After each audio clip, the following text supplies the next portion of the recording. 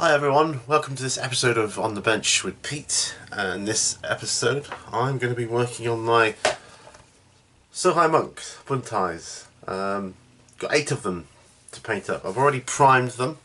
They're metal miniatures. They're for use in the Osprey War Games game Ronin. So I thought I'd crack on with those so that I can do that as well. So I'm just going to be painting them up. So grab yourselves a brush and a model or whatever else you're doing. Sit back, chill, and yeah, we'll have good times. Alright, see you in a bit, guys. So here we are. Just picked up this first guy. I'm going to give him a coat of Avalon Sunset. Nice yellow by Citadel Paints. I just want the robes to have a bit of a yellow undertone. So this is how I've got to get, and I don't care that you know, I don't care that the black of the primer shows through underneath so much. So I'm just trying to get a good angle here. Actually, that's good. So excuse me if I go off camera now and again. Very difficult to get the right angles. Okay, I don't need to be too careful with this.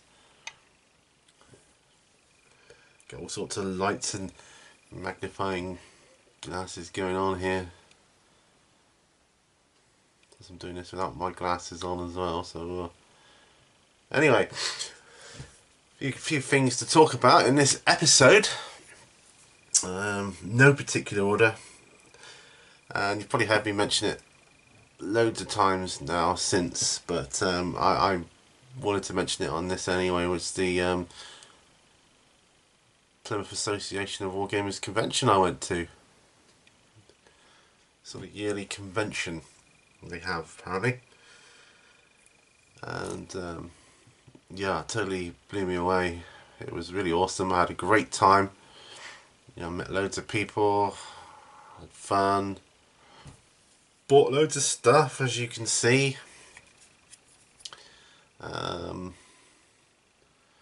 Yeah, basically, I'll be going again.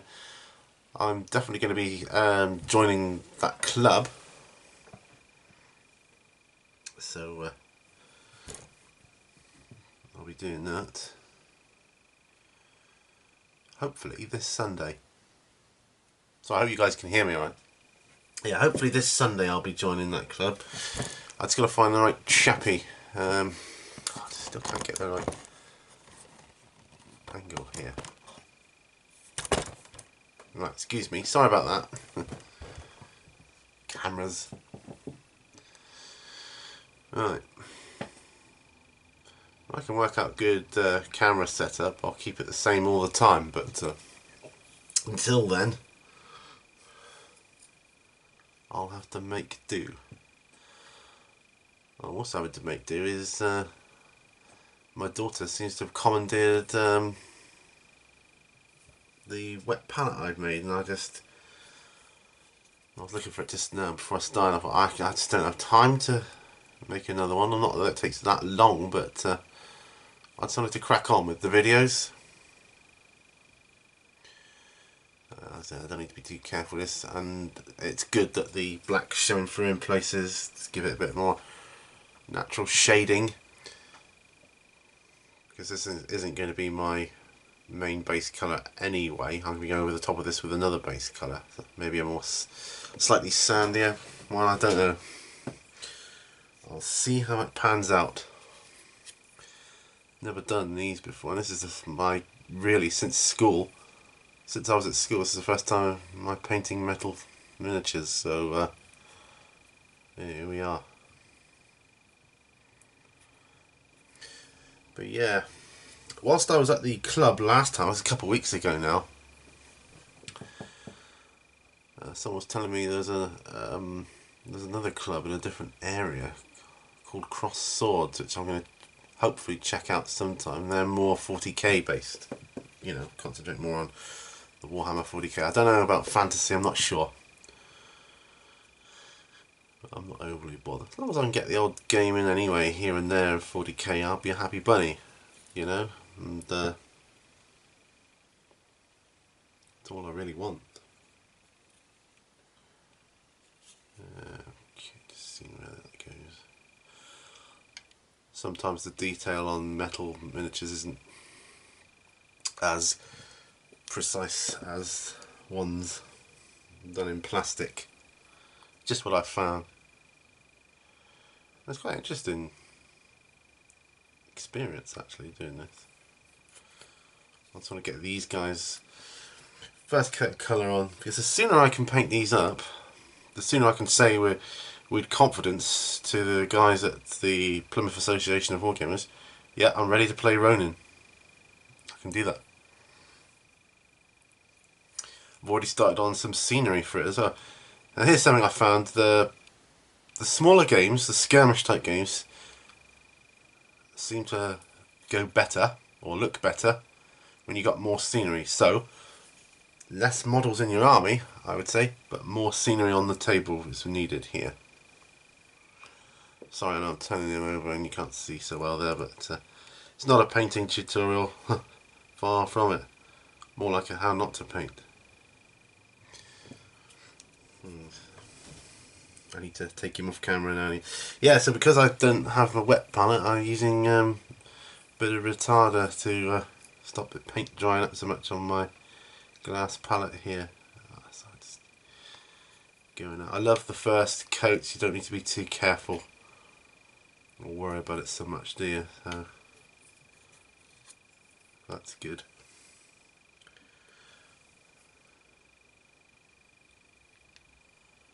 Yeah, so that's that. I must catch up with my friend Mark from the Tribe magazine sometime. I know I haven't written the article yet, but that's largely due to time. I just have not had the time. And I want to keep putting these videos out because I love doing them. That's my main thing. I'm glad I started on the bolt action now.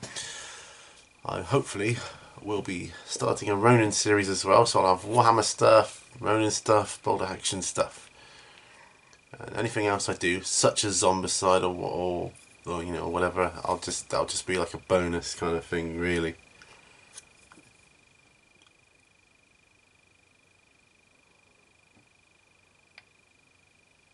Right.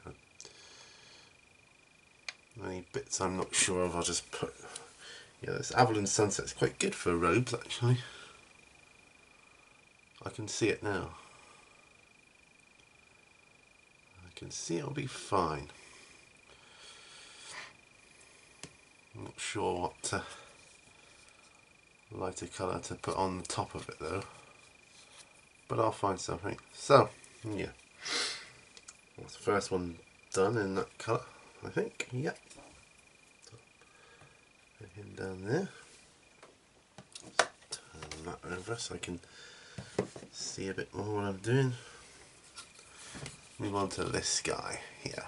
So, they all look robes. I picked these guys because they're wearing robes. Because robes are probably, I don't know, the easiest clothing to paint, I would say. It's just simple, isn't it? Just slap it on.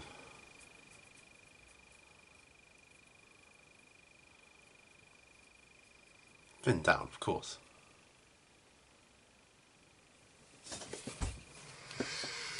So yeah. So that's that. I've been very fortunate on the eBay front because I've been managing to sell a lot of stuff, which is enabling me to buy things like this and do this extra work here.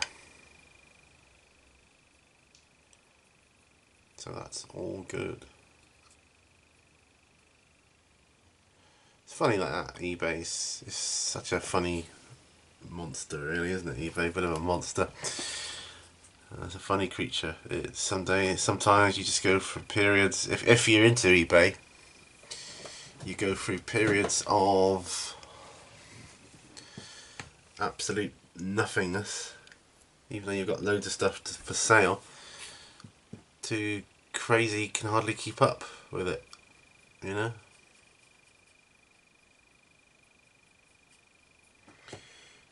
Yeah, I was going to have a more different colour sash going across him there. So I won't bother doing that. That means I'll have to be a bit more careful on the next run, next colour I put on him, but so be it. I'll have to go off camera a little bit here and there because the angle is just so awkward, and I just want to avoid things like that happening on camera. Don't know if I've got a detail brush. I don't need that. Not yet. Anyway, so right, where was I? eBay. Yeah. So I've been selling loads on eBay. So I've been doing that. That's been going good because that's primarily how I finance my hobby. You see, through eBay. So I'm just testing out different angles here.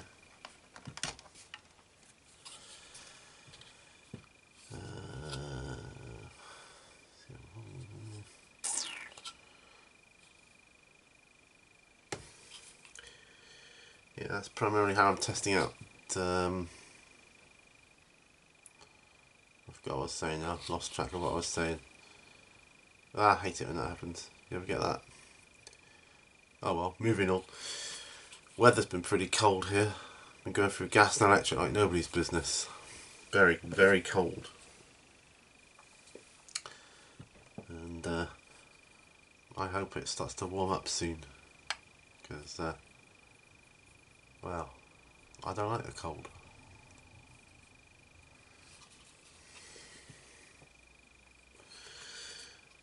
Let's see where this robe goes exactly. Like I say, I can be quite messy on this stage anyway. So I hope you guys are cracking on with your painting projects. Hope that's going well for you. As I say, I've been having a blast. Just, you know, loads of new stuff, different experiences. Oh, got a bit of a tingling in my right hand now. It's not a good sign usually. Do this for as long as I can. Good job we're on this stage and not a more intricate one, else I'd have to stop probably.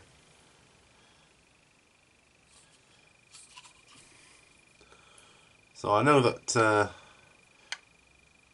Ronin is a sort of a niche within a niche within a niche, being a tabletop war game, being a skirmish tabletop war game, and being a samurai or feudal Japan tabletop war game. Oh, right. So my hand is just, yeah, it's playing up. Right, just checking the model over. Then I think he's done. Yep, I think that stage is done on him. So he can move over. Let's bring my water pot down there.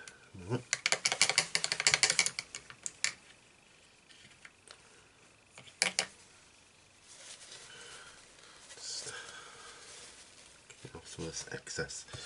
Right, next one. Guy with a... I don't even know what these weapons are called yet.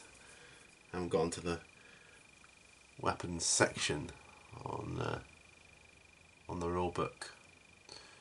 Nice thin rulebook. I like that. I don't know whether they'll start putting out extra books for different factions. At the moment they've just got brief, from what I've seen, just got like brief mentions in a section of the rulebook. But because there's not many to a faction, not in the game, they don't take up a lot of space in the book. like peasants and bandits. And obviously, the more common ones like that. I don't know how the point system structure thing works in this, but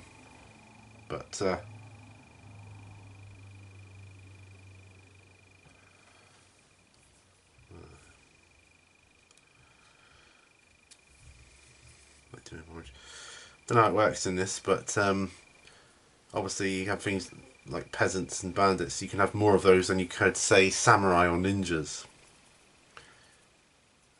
So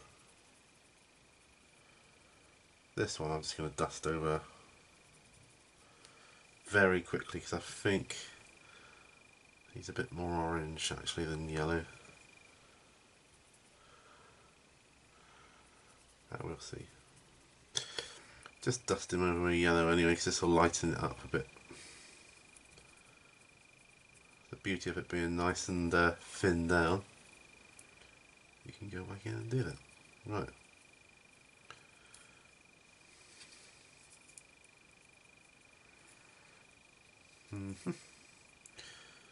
So check what you're painting before you start painting it. Right, I think he's going to be more orangey too.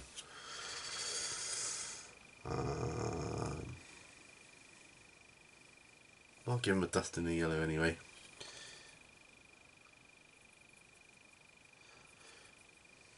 So yeah, cold weather. I think, personally, I think we're in for even more harsher weather to come yet. Very soon.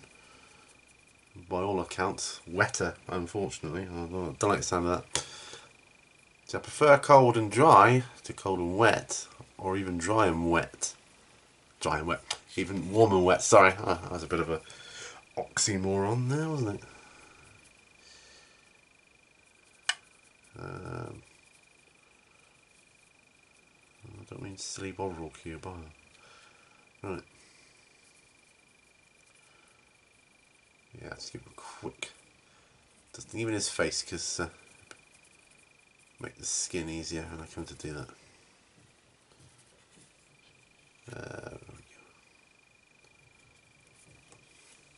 So that's him done there. Right, this guy is, I think. No, he's not. Who's the one I'm looking for then? Oh, he's been done. All the yellows have actually been done. I was going to give him a dusting of yellow anyway. Do the same with all of them. Yeah, so going back to bolt action then. I'll go back to the whole historical wargame thing for Nito. I've got to be honest. I thought initially, when I started Warhammer, I love it. Absolutely love it. You know, it's probably my first love, you know, in wargaming. I didn't think I'd like historical wargaming. I respected it.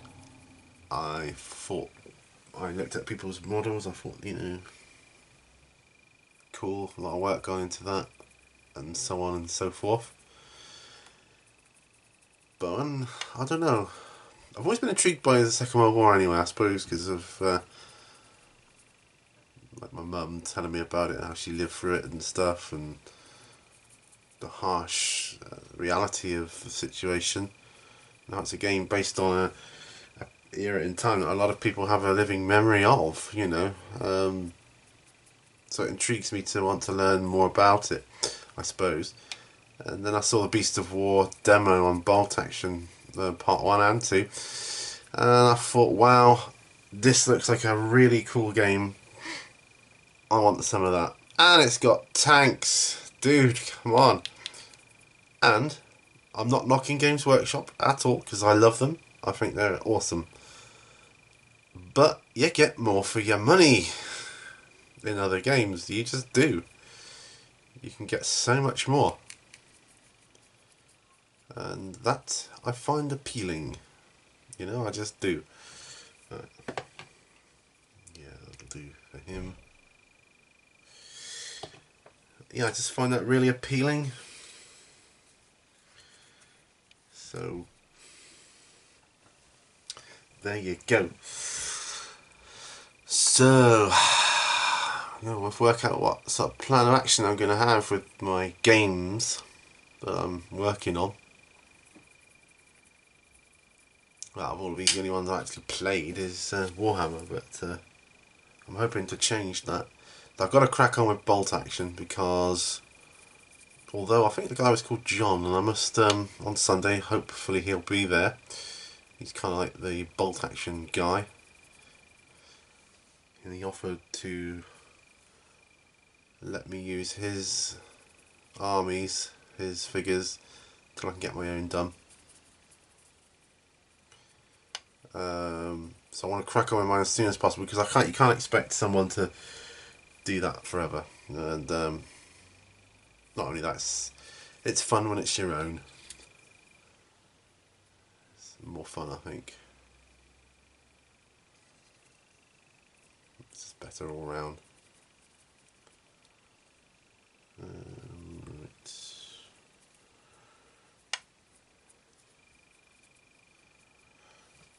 Just quickly whizzing around these guys. Yeah, so I mean that's awfully nice of him. Just gonna load a little tiny bit more paint onto my palette.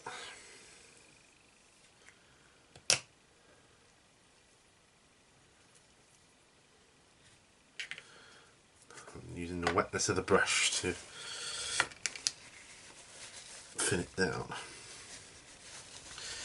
But yeah, hopefully he can teach me. I mean, I'm starting to learn it quite quickly. I think I'm picking it up quite quickly anyway. But it does seem a very easy one to get going with.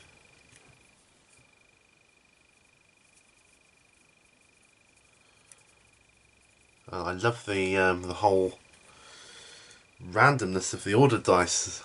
The way you don't know which side's coming out each time until they're all done, and then that completes one turn. I think that's genius. I love that. I mean, some people don't like that, and I appreciate that.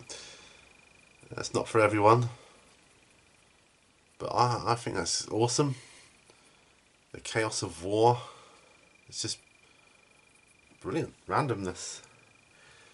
It completely changed. From what I've seen, it completely changes your strategy because you're not sure when you get your move out what's best to do, because you might not get your next order, might not be yours again. So you got to really carefully plan it.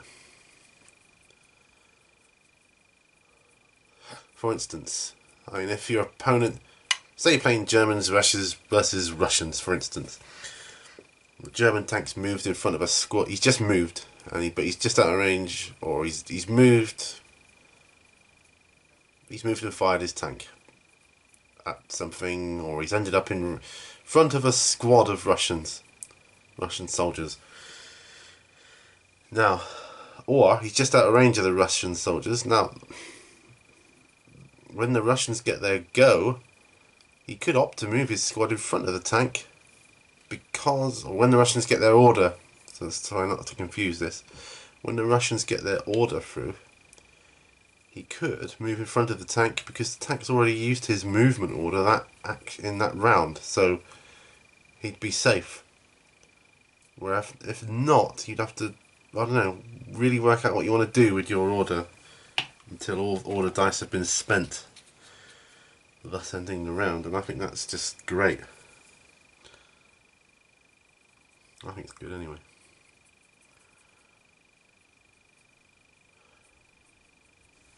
Probably made no sense whatsoever there, but I think I know what I meant. I've been doing more editing on my wife's book, Last of the Lupines. Working title, of course. That could be quite tiring because it doesn't sound like it, does it? Reading a story I love, but you got to put a lot of concentration into it when you're looking at all the tenses and the sentence structures and this, that, and the other. Yes, I'm my wife's editor.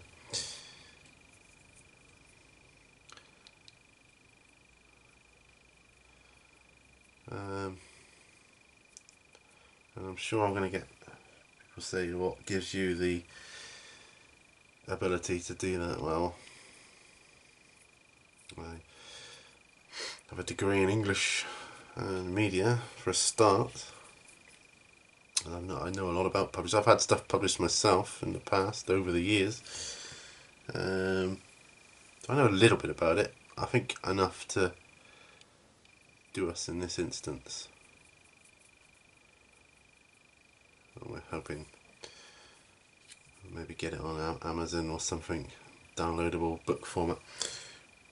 And this is good now because you can pretty much self-publish these days for next to nothing, you know, really. Now, I think this might mark the end of the yellows.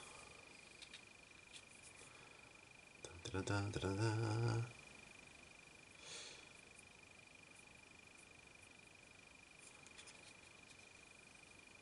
Yeah,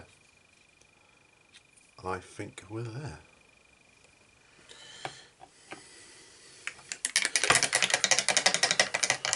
Right, let's just clean my brush up. Move the light up.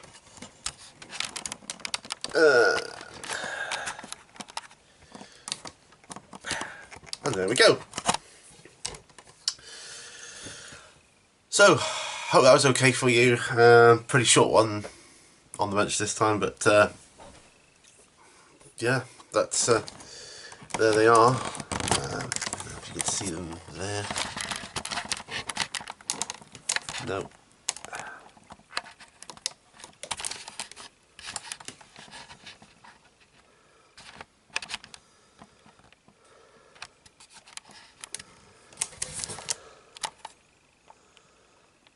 There they are. Well, they're done anyway. Done to that stage, and I'm happy with that. So, lost the camera. Back in my day, cameras were like suitcases when I was learning it. Anyway, that's all for now. Thanks for joining me, and until next time, guys. Happy gaming.